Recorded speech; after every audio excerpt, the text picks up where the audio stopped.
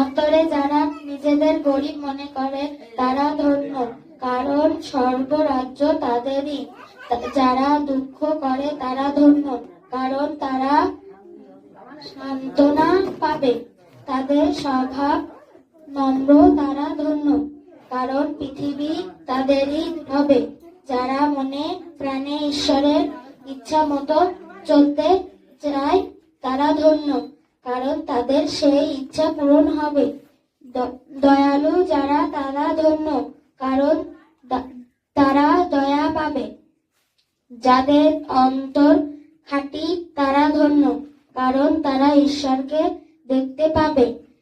লোকেদের জীবনে শান্তি আনবার জন্য যারা পরিশ্রম করে তারা ধন্য, কারণ ঈশ্বর তাদের নিজের সন্তান বলে ডাকবে।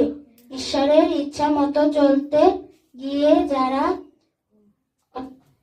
অত্যাচার সহ্য করে তারা ধন্য, কারণ স্বর্গরাজ্য তাদেরই।